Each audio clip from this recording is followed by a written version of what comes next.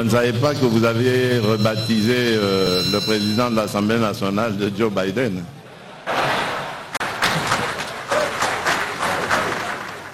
Monsieur le président de l'Assemblée nationale, monsieur le président du Sénat, monsieur le Premier ministre, honorables députés, mesdames et messieurs, je tiens à vous remercier pour avoir répondu nombreux à mon invitation. Et d'entrée de jeu, je peux dire que je suis rassuré quand je vois le nombre qui compose cette assistance, le nombre de députés. Ça veut dire que, nonobstant les mauvaises langues, nonobstant les prévisions ou les prophéties de malheur, l'union sacrée est belle et bien une et indivisible. Et ça, c'est grâce à vous. Je tiens à vous rendre hommage pour cela, comme je vous avais rendu hommage lorsque vous aviez réussi ce que le monde entier nous envie et qui doit rester dans l'histoire glorieuse de notre beau pays, c'est-à-dire ce changement pacifique, politique, qui s'est déroulé dans notre pays. Là où toutes les prévisions étaient pessimistes, vous avez réussi à démontrer que le changement était possible dans ce pays et de manière pacifique, sans heurts, sans coup de feu, sans effusion de sang. Ça, c'était le plus important, je vous le dois et encore une fois, je vous réitère mes félicitations. Maintenant, le plus dur reste à faire et c'est pour ça que je vous ai appelé. Je vous ai invité. Parce que, souvenez-vous, le 6 décembre, oui, je pense que c'était le 6 décembre de 2020, ou le 10, je ne sais plus mon discours, c'était le 6, hein, merci.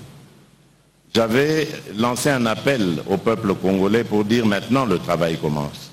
Évidemment, il fallait tout mettre en branle de manière constitutionnelle et de sorte que l'équipe qui allait démarrer, l'équipe de l'Union sacrée qui allait démarrer dans ce travail qui est programmé, soit dans les meilleures conditions possibles et ne souffre d'aucune contestation sur le plan juridique.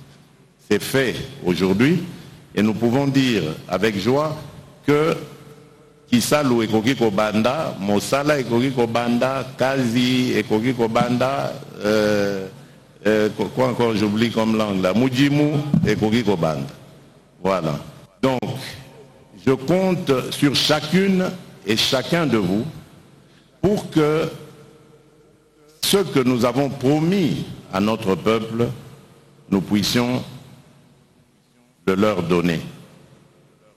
Faisons très attention, car ce même peuple qui nous a acclamé hier, ce peuple peut nous descendre vite fait et bien fait demain, à cause de nos propres turpitudes. Et je dois vous dire que c'est vrai, je suis de nature serein, mais j'étais quand même un petit peu irrité par ce qui se passait, parce que nous étions occupés à souiller cet acte glorieux que nous venions d'accomplir quelques mois plus tôt. Mais Dieu merci, vous vous êtes repris, ce sont des incidents de parcours, on ne peut pas rester dessus, mais maintenant je voudrais envisager avec vous l'avenir. Et l'avenir, c'est déjà demain, avec l'investiture du gouvernement. J'ai ouï dire qu'il y avait certains mécontentements, que je peux comprendre.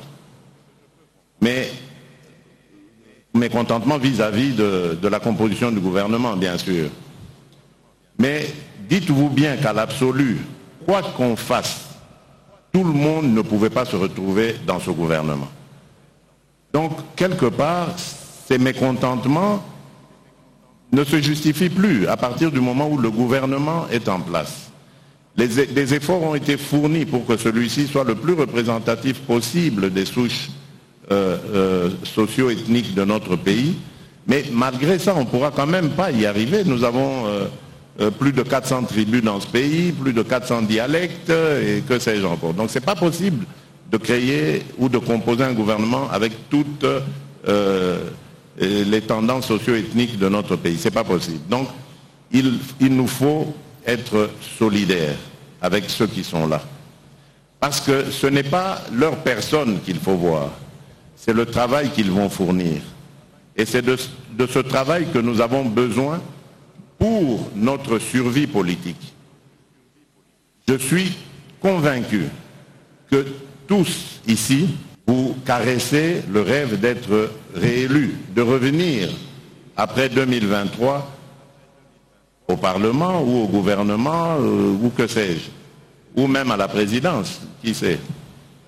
Donc, je crois que tout cela passe par une discipline dans notre comportement, mais aussi par la solidarité.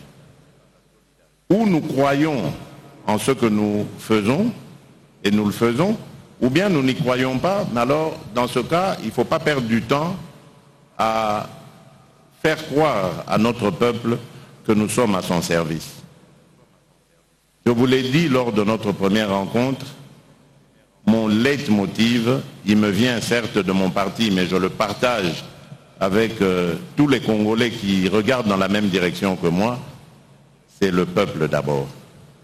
Nous sommes programmés, grâce aux élections, pour servir ce peuple.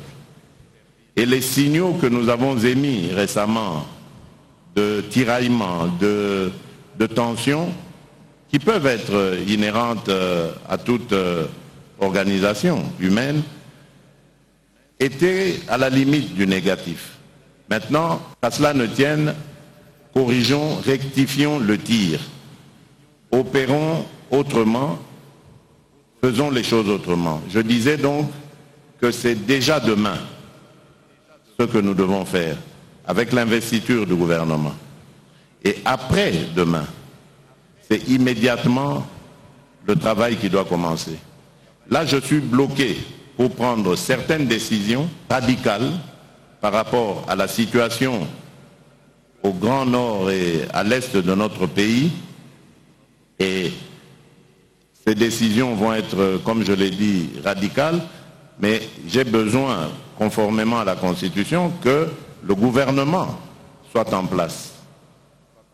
Et si vous pensez que nous avons encore du temps à perdre par rapport à l'urgence qui guette le pays à l'Est, par rapport à la survie de nos compatriotes, alors perdez ce temps. Mais si vous pensez que nous devons agir dès maintenant et très rapidement, alors s'il vous plaît, donnez-moi ce gouvernement et vous allez voir le travail que nous allons faire. Par là, je veux vous dire que la priorité des priorités, c'est la guerre, les violences, les meurtres de nos compatriotes à l'est du pays et dans le Grand Nord. Nous devons tous, comme un seul homme, nous dresser contre ça. C'est pour ça que je vous tire vraiment mon chapeau lorsque vous vous êtes accaparé de ce problème au niveau du Parlement, de l'Assemblée nationale, que vous allez très bientôt mettre en place une commission qui va accompagner mon action, je dirais, dans cette lutte contre cet ennemi invisible, mais à la fois visible parce qu'on sait d'une certaine manière d'où vient cette hostilité. Donc mettons-nous ensemble et nous réussirons ce pari. Moi je crois qu'il est possible. Ça c'est la priorité des priorités. L'autre évidemment c'est l'amélioration des conditions de vie de nos concitoyens. Nous avons vu que depuis le mois d'octobre, où les réunions des conseils de ministres ont été suspendues, le pays a commencé à flotter au niveau économique et social. Nous avons eu un certain nombre de problèmes Heureusement quand même que le gouvernement sortant était là, mais n'empêche, on sent que le manque d'un gouvernement investi des pouvoirs parlementaires, mais surtout de la confiance du peuple, a eu un impact immédiat sur notre économie. Et donc très vite, nous agirons, mieux ça vaudrait, parce qu'à ce moment-là, nous allons pouvoir faire face de manière régalienne à cette période de flottement. Et pour ça aussi, j'ai besoin que nous allions vite en besogne. Ce sont là les grands axes sur lesquels nous devons très vite embrayer si nous ne voulons pas récolter la colère de notre peuple, mais surtout si nous ne voulons pas que notre pays s'enfonce dans une sorte de crise à n'en pas finir. La situation à l'Est devient, en plus d'être dramatique, urgente, et la situation sociale également. Pour le reste, ce sera de la gestion quotidienne, et j'attends de vous le changement, car comme je vous l'ai dit, je ne viens pas avec des méthodes d'autorité morale, de dirigeants qui voudraient décider de tout. Je veux que chacun et chacune de vous puisse apporter sa pierre à l'édifice. Vous êtes des représentants de notre peuple. Et c'est grâce à vous que demain, si nous voulons renouveler cette aventure, nous allons gagner. Parce que vous devez briller, chacune et chacun d'entre vous, dans vos circonscriptions respectives. Voilà pourquoi, dès la fin de cette session de mars, il faut que chaque député retourne dans son fief. Le gouvernement devra faire un effort pour trouver à chacune et à chacun de vous un petit montant, un petit quelque chose qui pourrait l'aider à pouvoir faire son travail. À pouvoir faire son travail de député, de représentant du peuple dans sa circonscription. Il faut que vous nous rameniez en septembre des rapports circonstanciés sur les besoins réels et les attentes de nos populations. Cela est très important parce que ça permettra à ceux qui gouvernent le pays de pouvoir mettre en œuvre une politique efficace, de savoir par rapport au programme qui va vous être présenté et que je vous demanderai d'adopter, quels sont les éléments ou les secteurs dans lesquels il faut encore fournir des efforts, les autres où on peut dire qu'ils sont satisfaisants, ainsi de suite. À côté de ça, il y a toute une série de réformes que nous attendons. La première étant celle du processus électoral, et je me réjouis de savoir que vous y travaillez déjà, vous vous y penchez, parce que je voudrais tordre le cou à ces spéculations bêtes et méchantes qui alimentent notre classe politique et qui consistent à dire que nous voulons éviter les élections en 2023. Regardez-moi bien, lisez sur mes lèvres, je vous le dis, je vous le confirme, il y aura bien élection en 2023. Je suis issu d'un moule dans lequel on m'a forgé pour les élections. Les élections sont le seul, pour nous, le seul thermomètre qui peut indiquer la bonne marche d'un pays. Il n'y en a pas d'autre. On ne s'éternise pas au pouvoir. Ici, l'idée est de simplement bien faire les choses. Nous avons connu des élections tumultueuses dans ce pays. Moi, je n'en veux plus. Je veux que si demain nous organisions des élections, il n'y ait plus de contestation. On n'ait plus une ribambelle de candidats à la Cour constitutionnelle ou ailleurs en train de brandir leurs preuves d'élection ou de ceci et cela. Ça ne va pas. Donc vous devez réfléchir à nous donner un processus électoral qui soit crédible, qui soit clair et qui puisse permettre à tous ceux qui seront élus et ceux qui ne le seront pas d'avoir la même lecture. Et pendant ce temps, en parallèle, le processus électoral va devoir continuer son bonhomme de chemin. En plus de cela, il y a eu ce fameux débat sur le recensement, l'identification de la population, mais ce n'est pas un prétexte, rassurez-vous, pour ne pas organiser des élections. J'ai parlé et rencontré plusieurs spécialistes en matière électorale qui m'ont dit et certifié qu'il y a moyen de faire ces deux choses de manière concomitante pour avancer. Nous avons besoin dans notre pays de savoir qui est congolais, qui ne l'est pas. Nous avons besoin dans notre pays de savoir combien de Congolais vivent dans notre pays, combien sont à l'étranger. C'est une chose qui est tout à fait normale parce que cela permettra d'organiser notre développement et d'aller vraiment aux besoins des populations. C'est quelque chose de primordial lorsqu'on veut aller loin avec un pays. Donc ne vous laissez pas manipuler par ce genre de discours qui consiste à faire croire qu'il y a anguille sous roche. Les militants sur les réseaux sociaux et les pseudo-journalistes, laissez ça à ceux qui font ça. Nous ne sommes pas venus là où nous sommes pour continuer de militer, non. Maintenant, nous devons regarder les choses avec réalisme.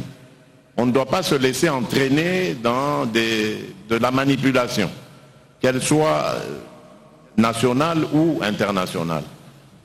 Il n'y a en nous aucune intention de fuir les élections, pas du tout. Nous allons les affronter comme nous l'avons toujours fait, la tête haute, et sûr d'ailleurs que nous réussirons. Donc je compte sur vous vraiment pour que vous m'aidiez à mettre en branle cette machine électorale qui va nous permettre d'aboutir en 2023 à des élections crédibles et transparentes. D'autres réformes, c'est aussi par rapport à l'administration. Je ne vais pas toutes les énumérer ici, mais je parle au fur et à mesure que je vois les choses qui peuvent ruiner les efforts de développement de ce pays. C'est notamment le tumulte, le tohu-bohu que l'on constate dans nos provinces. Ça devient insupportable. Aujourd'hui, pour un oui ou pour un non, un gouverneur est débarqué, un président de l'Assemblée provinciale est débarqué. Ça devient vraiment un capharnaüm qui fait que je ne crois pas que nous puissions avoir une vision claire et ordonnée par rapport à nos provinces. Nous avons des choses à faire par rapport à ces provinces, notamment de créer, de mettre en place cette caisse de péréquation qui va leur permettre de se développer. Nous avons d'autres idées par rapport à l'agriculture, par rapport aux infrastructures, pour permettre à ces entités de se développer, mais lorsque nous voyons les sujets sur lesquels on observe ces pommes de discorde, on se dit, mais est-ce que nous avons la même compréhension par rapport aux attentes de notre peuple? Ça devient vraiment infernal. Et je vous prie vraiment de vous pencher sur cette question parce que c'est sérieux. Nos provinces ne peuvent pas toujours être aussi instables. Surtout les provinces dans lesquelles nous avons à faire face en ce moment à des violences. On ne peut pas continuellement les déstabiliser. D'ailleurs, pour l'une d'entre elles, j'ai déjà même une idée, mais elle sera provisoire. C'est pour ça que j'ai besoin de ce gouvernement. Mais dans l'absolu, il faudrait vraiment que vous réfléchissiez à un mécanisme qui ferait que nos provinces vont demeurer stables, complètement stables. Il y a également une autre réforme qui me tient particulièrement à cœur, c'est celle des nationalités. Non pas que j'ai une autre nationalité, mais j'ai vécu longtemps à l'étranger, je connais ce problème. Nous avons milité de l'étranger avec des Congolais qui ont d'autres nationalités, mais qui sont Congolais. et qui se battent pour le Congo de la même manière que ceux qui sont au pays, qui aiment le Congo et qui investissent de leur temps et de leur argent pour ce pays. Et je trouve que c'est injuste de continuellement comme ça les tenir à l'écart. Un Congolais, quelle que soit la nationalité qu'il ait acquise après les péripéties de sa vie, est de nature attachée à son pays, à son peuple. Ça, c'est ce que j'ai toujours constaté. Le Congolais aime son pays. Même si parfois on en fait un peu trop, mais nous aimons notre pays.